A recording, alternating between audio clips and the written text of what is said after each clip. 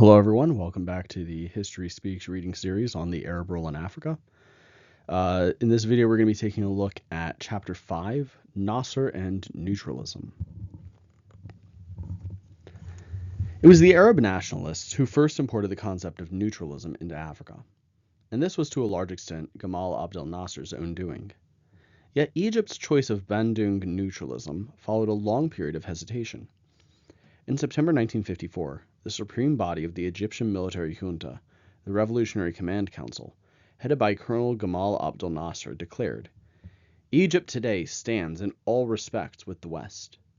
The council added, "Egypt believes that, from a military point of view, only a Soviet invasion could endanger the Middle East." This statement, gladly welcomed by all Western diplomats, clearly outlined Cairo's foreign policy at that time. It soothed the fears of all those who thought that the regime which had overthrown Farouk might be controlled either by communists or by the religious fanatics of the Muslim Brotherhood. Colonel Nasser even went so far as to state, "Egypt's culture, trade, and economic life are bound to the West." Who could believe that these pro-Western, anti-Soviet professions of faith were to be suddenly repudiated less than 7 months later?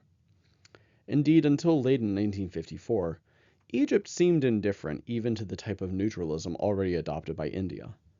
Yet this situation was to alter suddenly in 1955 after the Baghdad Pact, an extension of the Southeast Asia Treaty Organization, or SEATO, or CETO, had been signed in February of that year.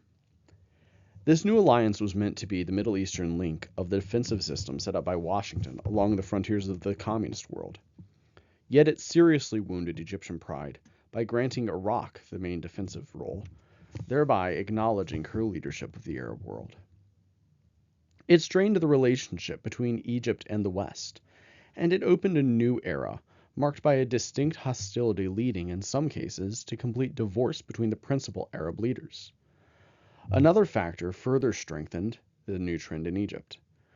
The Israeli-Egyptian hostilities at Gaza in February 1955, followed by many border clashes, made the Egyptian officers seek more modern equipment for their army.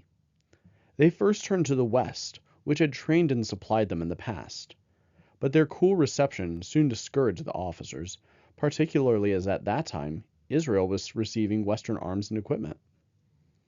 It was the Bandung Conference, which was to reveal to Cairo's new leaders the alleged advantages to be gained by pursuing a strong neutralist policy between East and West. Nasser was quick to become Africa's herald of neutralism, 2 years before Dr. Kwame Nkrumah led Ghana to complete independence. When the young colonels and commanding officers overthrew the monarchy in Cairo on the 23rd of July 1952 and came to power themselves, they did not know in what direction their foreign policy would take them. Their attitude towards East or West could not stem from a common ideology. Different political and religious beliefs divided them. Several did not hold any particular ideology at all. They probably expected circumstances to provide them with one. In the meantime, the new rulers chose to wait and see, reacting to day-to-day events. But one fact was clear. Most of the officers were above all nationalists, and this was to exert a definite influence upon their subsequent conduct. Following the conservative monarchy, the new regime felt its way hesitatingly forward. Nevertheless, Republican Egypt had already sown the seeds of neutralism in its very revolt. The Egyptian officers had not only rebelled against the king, they had also rebelled against defeat in Palestine. They believed that imperialism and all its agents, of whom they considered the king to be the prototype, had been responsible for their military setbacks, and they had also rebelled because of the social and economic barriers erected against their group by the big landowners and businessmen, who monopolized all power and privilege. They regarded imperialism as responsible for this as well. Yet their hostility towards imperialism was not yet sharply defined, nor was their distrust of the West. On the contrary, more than once in the first 4 years of the Republic, Egypt's military rulers expressed the hope, if not the conviction, that Cairo's new regime would naturally side with the West.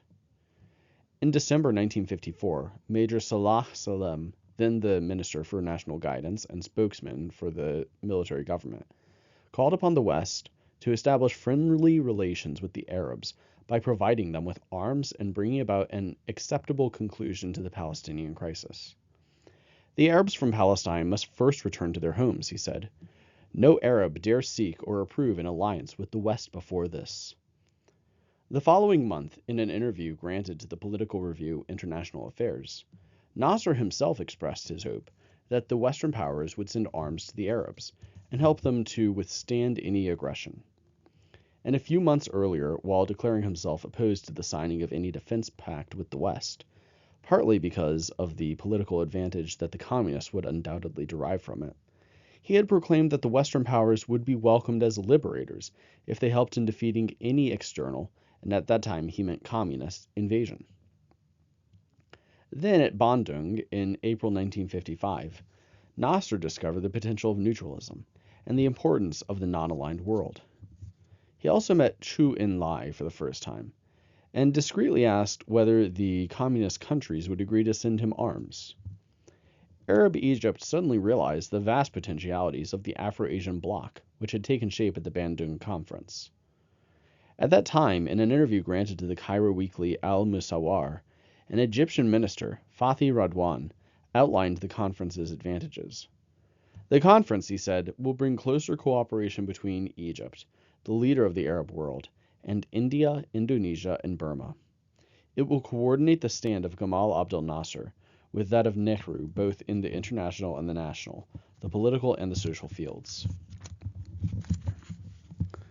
The inferiority complex disappeared at Bandung, announced another Egyptian paper, Al-Gumhuriyah, the semi-official organ of the Egyptian government. President Nasser's own speech at the conference, on 18th of April 1955, was relatively moderate, but it was later to appear as a landmark in the evolution of Egypt's foreign policy. From then onwards, Nasser adopted neutralism. During the conference itself, indeed, he expressed his views so vividly that many Arabic and Asian papers called him the herald of neutralism in the Middle East and in Africa. The Arabs felt that they had achieved a victory through Nasser at Bandung. Egypt, the Cairo weekly Al-Tahrir wrote, proclaims to the whole world that she intends to reestablish friendly relations with each and every country in the world on a basis of respect for her vital interests as a sovereign and independent state. She intends to offer friendship to any country as long as it is reciprocated. Nasser reaffirmed the stand he had adopted. To us Egyptians, there is no difference between a Western power and an Eastern one. Bandung had made it possible for Egypt to step out of her Arab preoccupations and onto the international scene. If the part played by Nasser startled the West, some Western observers presented Bandung as the Colonel's world premiere, it delighted the Egyptians. Gamal Abdel Nasser, the star of the Afro-Asian Conference, read Cairo headlines. In commenting on the Egyptian contributions at Bandung, Al-Gumhuriyah wrote, each word in Gamal Abdel Nasser's speech at Bandung stands out as very important to any state concerned with preserving international peace. In Bandung, Egypt scored an international success, and it will not be the last. At Bandung, Nasser was regarded by Nehru and Chu En-lai as representative of the new neutralism in the Arab countries. And this recognition increased his prestige in the Arab world, as the following extract from a Lebanese paper indicates. The free Arabism that Egypt symbolized at this conference, which brought together half the world's population, will be proud of the part played by revolutionary Egypt, not only on the Asian and African continents, but also in the whole world. Let us thank Egypt for this first success of Arabism since the Battle of Palestine. At this stage, however, Colonel Nasser spoke principally as an Arab, and only occasionally as an African. When he called on delegates to back the liberation movements in North Africa, he stressed the Arab character of Tunisia, Morocco, and Algeria. Egypt's inferiority complex ebbed into the past. In September 1955, 5 months after Bandung, Egypt signed an agreement to buy arms from communist Czechoslovakia. It was the first time that an independent state in Africa or the Arab world had dared to ask for arms outside the West, let alone from a communist country. Egypt had not waited long to prove her new neutralism in the most spectacular and unexpected way. Nasser later explained the arms agreement. Egypt urged the USA to provide her with arms. We said that we would ask Russia if our request was refused. The USA thought we were bluffing and resorting to blackmail. Nasser's decision aroused consternation in the West, while many people in the Arab world were filled with delight.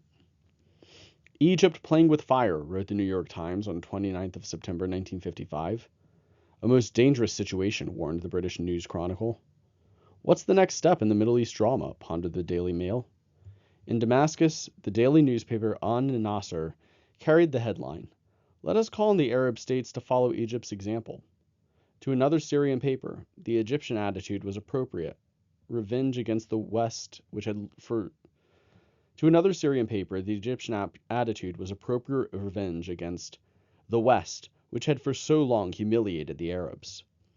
Revolutionary Egypt, wrote Al-Jumhur, has just proved that she is pursuing a realistic foreign policy, one which might have spared us the Palestine disaster, had it been followed by all the Arabs. Yet nothing is lost. If the Arabs back up this decision, they will be able to demand respect from the West. The neutralism that Nasser had imported into Africa became increasingly critical of the West. The powerful beaming of Egyptian propaganda towards North Africa and Arabia can be traced back to the Bandung Conference. If the West truthfully wishes for peace to come to the world, it must acknowledge the historic role naturally allotted to all Muslim Arabs, warned the Voice of the Arabs a few days after the arms purchase from Czechoslovakia. On the 16th of May 1956, Egypt recognized Red China. She was the first African or Arab state to do so, and such an initiative was again considered as both a symbol and a challenge to the West. Positive neutralism was becoming a force in Africa and the Arab world. Had the West lost Egypt forever? There was one great chance left to the West. The Aswan Dam, Saad al-Ali, which Cairo had claimed would be the key to prosperity and abundance. To the military regime, faced with massive internal problems and difficulties, the fulfillment of so spectacular a project seemed a matter of life and death. To Cairo's demands for a loan to further the project, the Western country's response was poor. Long and strenuous negotiations ensued. And then, in a swift succession, a series of events intervened. The unsuccessful challenge by the American Secretary of State, John Foster Dulles, the rupture of all negotiations between Cairo and the International Bank, the nationalization of the Suez Canal by Egypt, the dramatic withdrawal of all Western pilots from the canal, the joint British-French military expedition in the autumn of 1956, Russia's ultimatum, the United Nations demand, and the withdrawal of British, French, and Israeli forces. Defeated in the Sinai, his air force paralyzed and his army scattered, Nasser paradoxically emerged victorious from this strange adventure. Egypt's prestige flared up in Africa, in the Arab world, the communist countries, and Asia. For the first time in contemporary history, a former dependent state had been able to keep an Anglo-French coalition successfully at bay.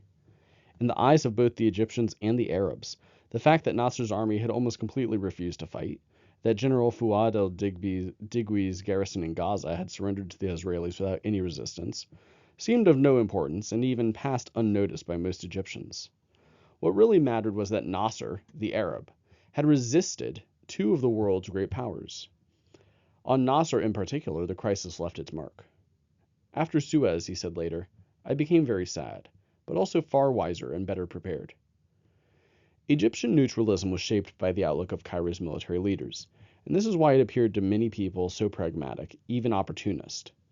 It was not based on principles, but rather conditioned by circumstances, by the sole desire to take advantage of world events. Of all the military revolutions which have shaken the Middle East over the last 15 years, the Egyptian one was probably the least ideological. Nasser said of himself in 1954, I came to politics by chance. I had only been taught military strategy. Egypt was without any. We had to give her one. He made an even more telling confession to an Indian journalist in 1957. Although already in power, we had neither program nor any preconceived ideas. Even when relations between Egypt and the USSR were at their best, there was never any real political alliance in view. The man who in 1954 could claim that Egypt's place was with the West could also 4 years later accuse Great Britain of instigating an aggressive policy in the Middle East, threatening peace, violating international treaties and the UN Charter. Even while Egypt and the Soviet Union were exchanging endearments, Nasser did not hesitate to tackle the local communists, arresting them and sentencing them to years of hard labor. Some of them died of ill treatment. Similarly, when the break with the West appeared to be final, Nasser proclaimed, "Egypt only maintains her commercial relations with the USSR at their present level to solve her most pressing difficulties. In the long run, however, she can only preserve her independence by resuming her trade with the Western powers." Praise and criticism of the USSR in the Egyptian press and broadcasts have followed each other with bewildering suddenness ever since 1959. Nasser's own definition of neutralism is illuminating. Positive neutralism means that we offer our friendship to all those who want to be our friends, and show hostility to those who are hostile towards us. In December 1960, for instance, neutralism meant being hostile to the West in spite of strong differences with communism, because, as Nasser stated in one of his speeches, the North Atlantic Treaty is hostile to us. It is fighting us in Algeria, helping Israel, and providing it with arms. An article published in the Cairo daily Al-Ahram at the time of the condemnation in August 1957 of 18 Egyptian communists once more stressed this pragmatic conception of neutralism. What is real positive neutralism? Egypt opposes the Americans, fights against the Eisenhower Doctrine, refuses to join pacts while fighting communism within, arresting active communists and bringing them before military tribunals. Egypt has pursued a policy of positive neutralism inside her borders with absolute clarity and meticulousness. Neither any American principles or trends, nor any communist principles or trends. Today, Egypt has formulated her own national principles and will strictly repress all those who resort to foreign principles, whatever their origin. In December 1960, the leader of the UAR declared, "Should it be true that Israel is preparing an atomic bomb, the UAR will attack and destroy it, even if an army of 4 million men is needed to do so." And he added, "Positive neutralism does not mean that if someone slaps me, I am to answer that I am a neutralist and have nothing more to do with it." He further proclaimed, "If the colonialists think they can attack the Arab nation and provide Israel with arms, leaving us unconcerned, they are mistaken, as this is no longer a matter of neutralism or peace, but a matter of life and death." For Nasser, therefore, positive neutralism, though allegedly designed to preserve peace, is not theoretically incompatible with deterrent war. This, to Cairo's politicians, has constituted a basic change in outlook, as Ahmed El-Amari, an Egyptian professor of international relations, explained at length in April 1960. To us, positive neutralism is a constructive policy aimed at reinforcing peace and international security, at spreading the peaceful settlement of all conflicts between states. However, if positive neutralism means the safeguarding of international peace, it cannot mean the adoption of a meek and passive attitude to a glaring violation by imperialism or its agent Israel. If it did, it would lose any value or reason for existing, and it would become necessary to find another policy better adapted to the circumstances. After February 1958, Egypt, which had become the United Arab Republic after its union with Syria, plunged into Africa's diplomatic and political life. African neutralism became still more positive, more combative, and clearly anti-colonial. From then on, the object of Egypt's neutralism was not so much to remain independent of the two blocs, as to fight what the Egyptians considered to be colonialist aggressions, either in the Arab world or in the African continent, if need be, by force. It is not surprising that President Nasser should be regarded as a figure of much significance by neutralist and radical leaders in Africa, since he has been the first to import into the continent this new concept of neutralism, as well as its Bandung form. The Egyptian statesman has never ceased advising at all Pan-African meetings and conferences that all possible means, including force, should be used against colonialism. As early as 1958, at the first All-African Peoples Conference in Accra, the Egyptian group, described as hard by several Western newspapers, openly opposed other delegates who shrank from mentioning the possible use of force. Source: Le Monde, Paris, December 1958. The London Times also stressed this difference between President Nasser and President Nkrumah, praising the Ghanaian statesman for his attachment to nonviolence. Quote, at the Accra conference, the Arab delegates, and particularly the delegates of the UAR and the Algerian FLN, found themselves at odds with the delegates of Black Africa, who wished to outlaw violence as a weapon. The same opposition was again evident 2 years later, at the Casablanca Conference in January 1961, during discussion of the Congo crisis.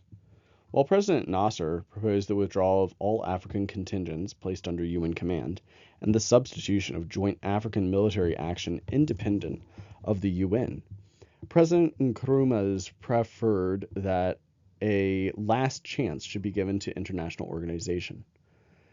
The Egyptian press also noted these differences and protested against, quote, those who want to impose pacifism on Africa as a means of fighting against colonialism. President Nkrumah was still more pointedly criticized in an article written by Mohammed Abdel Aziz Ishaq, the editor-in-chief of Nahdatu Afriqiya, and published in June 1960, which vigorously attacked the mild resolutions adopted some weeks earlier by the Accra Positive Action Conference, called to protest against the French nuclear tests in the Sahara. Compared to the first All-African Peoples Conference, the Positive Action Conference marks a definite setback in the fight to liberate the African continent. While the first conference has led each African territory free to choose its own way of achieving independence, the Positive Action Conference has voted a resolution clearly in favor of peaceful means.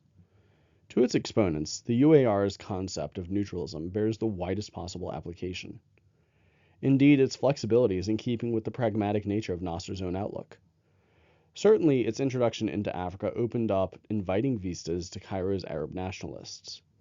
Since neutralism, to be truly positive, must, in their view, never remain passive, it must fight colonialism on principle and drive it out of its final strongholds. And so, in Nasser's eyes, neutralism, the struggle against colonialism, and African solidarity is not, if not synonymous, are at least inseparable. In his view, and to a considerable degree, they are also designed to secure economic independence for the newly independent African states, since, Cairo's Arab nationalists claim, there can be no political independence without it.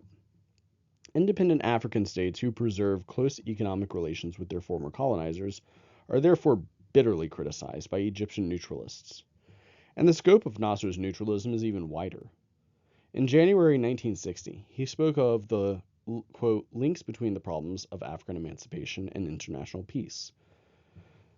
We believe that the problems of Africa are integrated with those of the world, and thus we are convinced that disarmament and the peaceful use of atomic energy, for instance, are as important to Africa as the wiping out of imperialism and racial discrimination from the continent.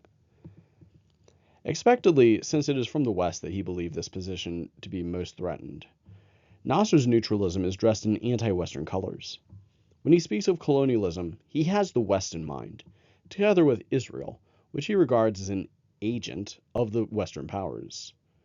In his view, any concept of African neutralism not clearly opposed to imperialism, which is still, he believes, the driving doctrine of the West, becomes automatically incomplete and tainted with neo-colonialism.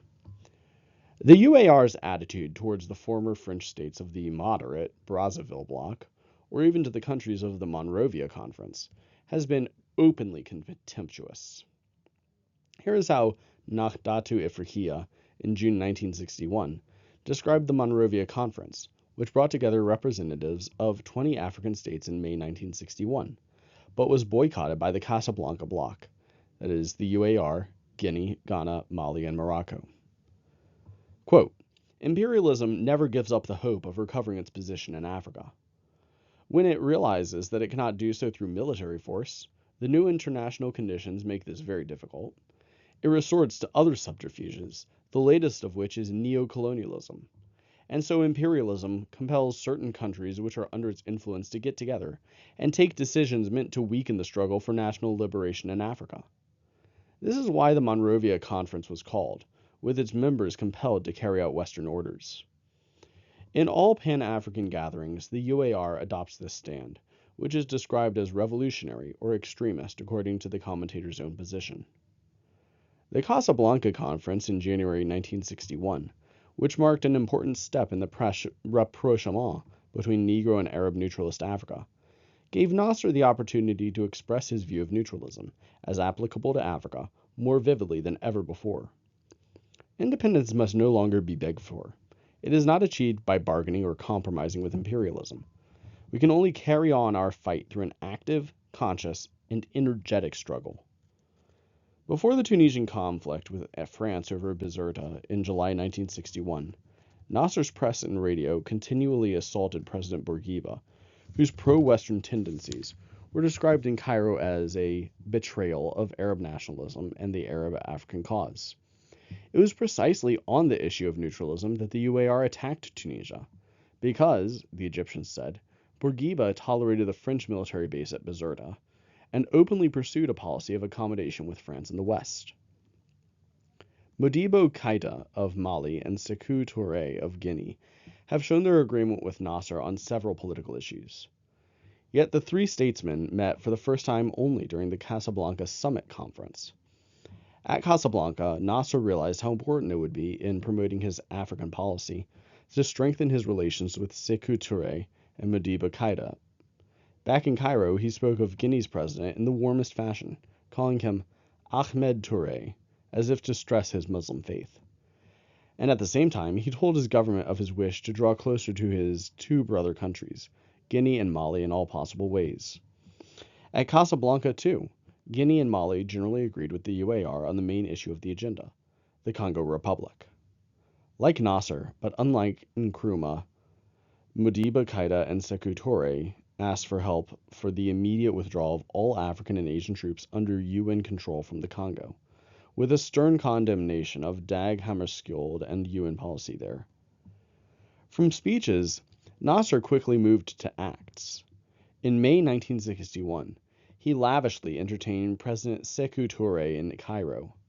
Addressing the UAR National Assembly, the Guinean president said, "Guinea and the UAR have suffered a historical eclipse corresponding to the duration of the foreign dominion under which they fell. They must now cooperate for the rehabilitation of Africa, its return to its real self. Their task is to give back Africa to Africans, to lay down principles of democracy for Africa in its economic, social, and cultural circumstances, to restore Africa to its glorious past, and to save and cultivate African civilization." Nasser also took advantage of Sékou Touré's visit to Cairo to introduce him to another Afro-Asian neutralist leader, President Sukarno of Indonesia. 1 month later, on 17 June 1961, a treaty of friendship was signed in Cairo between the UAR and Mali, under which Cairo granted Bamako a £6 million loan. Furthermore, Mali condemned Israel as an imperialist bridgehead threatening the peace and security of all Middle Eastern, African, and Asian countries. Modibo Keïta's neutralism had become anti-Israeli under Egyptian influence. Thus, within the radical Casablanca group, the UAR has attempted to play a determining part, very similar to the one she has attempted to play in the Arab world. Egypt's neutralism, however, has never become overwhelmingly African, like that of Ghana, Guinea, Mali, and Morocco. Not for a moment has it forgotten its Asian origins, just as Nasser does not forget that the UAR lay for a while across 2 continents. In his African speeches, he has constantly emphasized how necessary it is for the Black continent to look up towards Asia and derive strength from its Asian supporters. After the Casablanca Conference, he proclaimed, "It is vital that the African peoples should cooperate with other peoples, first and foremost with those of Asia, in order to achieve the aims of their struggle." The Belgrade Conference of September 1961 marked yet another turning point, a sudden switch in Egypt's pragmatic neutralism. Recognized as an important power within the Afro-Asian neutralist group, the UAR, together with its Yugoslav ally, tried to consolidate a third force in world affairs, placed midway between the two major power blocks. The Cold War had just intensified again, with the failure of the 1960 Summit Conference between the East and the West, the Berlin Crisis, and the resumption of atomic tests by the Soviet Union. Relations between Cairo and London had been restored, and the tension between Cairo and the West had somewhat abated.